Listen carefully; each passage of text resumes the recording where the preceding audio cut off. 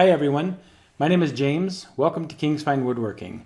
You're watching part of our 16-week Woodworking 101 class. It's 16 weeks of lessons on all of the basics that you need to become a woodworker. For lesson number 1, we have decided to break that up into 8 small subsections because there's going through all of the tools that are needed for the woodworker and kind of getting the highlights of each one is a little bit tedious, so I just thought I'd break it up into 8 small sections. Okay, so lastly, I want to talk about safety. Safety is a personal choice in the shop as to what safety gear you want to use and when. But I'm going to tell you what I do, what we do, and if you want to stay safe for a long time, maybe some of these ideas are good for you. One of the most important things, of course, is safety glasses. There's always flying wood chips, things coming out, and you really need to protect your eyesight. So a good pair of safety glasses is essential. They're not very much money. They make safety glasses that will go over your regular glasses. They also make them with shields on the side, which can be important. We even occasionally use goggles. If we're turning on the lathe or we're doing a lot of routing with a lot of dust coming up, then these things will prevent anything from hitting your eyes from the top or the bottom. So these offer a good measure of protection. In addition to that, if you're turning, or you're doing something that's a little bit more dangerous, this face shield will offer you even more protection. When we use a face shield, I usually still use the safety glasses behind them, but a face shield is also not very much money, maybe $13 for something like that. So once after the safety glasses, then I guess I'll talk about protection from the dust. So at the very least, you need a dust mask, a nuisance mask, which is something like this. This is going to keep you from inhaling all of those particles of sawdust and the very fine particles from sanding, which will get into your lungs and can eventually cause cancer and who knows what else happening to you.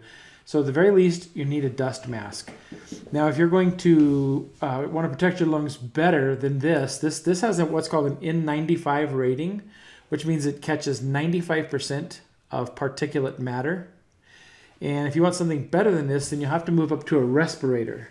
So a respirator has cartridges that are interchangeable like this.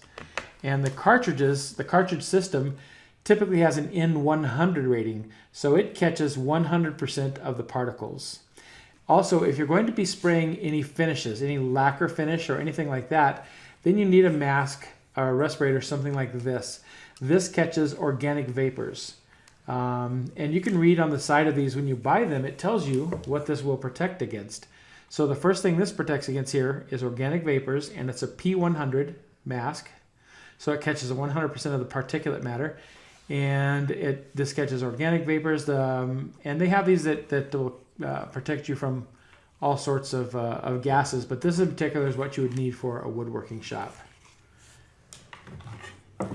There are also many tools in the woodworking shop that are very loud, like the planer and the table saw and the chop saw. And if you're going to operate those for an extended period of time, the router is also very loud. Hearing protection is a really good idea.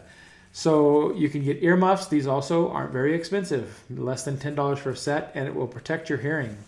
If you don't like to wear those, you can also get earplugs. You can buy disposable earplugs, or you can buy permanent ones. I think these are just disposable foam earplugs, and they're less than $1. And it's a good idea to protect your ears when you're in the wood shop as well. Lastly, for safety gear, what we do a lot of mixing of epoxies and other glues, and the sawdust from some wood and epoxy can be a sensitizer, and so if we're worried about getting some of that on our hands, then we'll use either latex or nitrile gloves to protect ourselves from epoxies and other adhesives, polyurethane glues and stuff like that.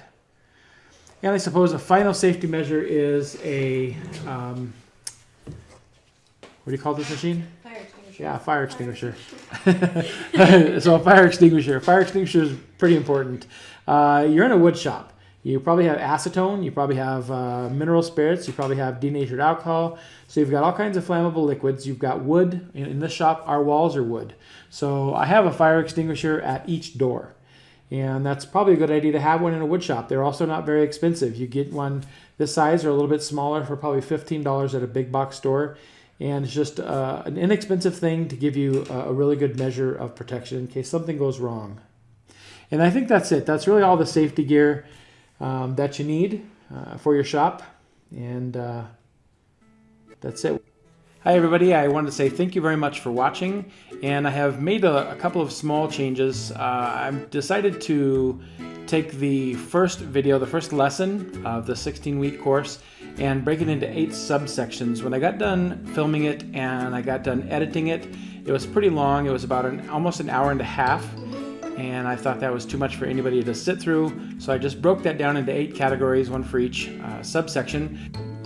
Okay, so one other thing is that we talk about a lot of tools in this lesson number 1, and I just wanted you to have access or to know what each of these tools are. These are the tools that I use every day in my shop, and I have composed a list of all of these tools and links where they can be bought at the best price. And I'll keep a list of that or a copy of that in the description. I'll also have the list in a downloadable, like a PDF format, which I'll put up on my website. That's for anybody to download who's interested in having a copy of that.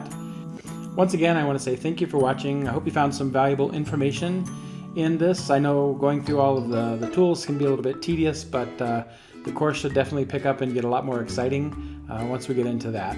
So thanks again, and we'll see you next video.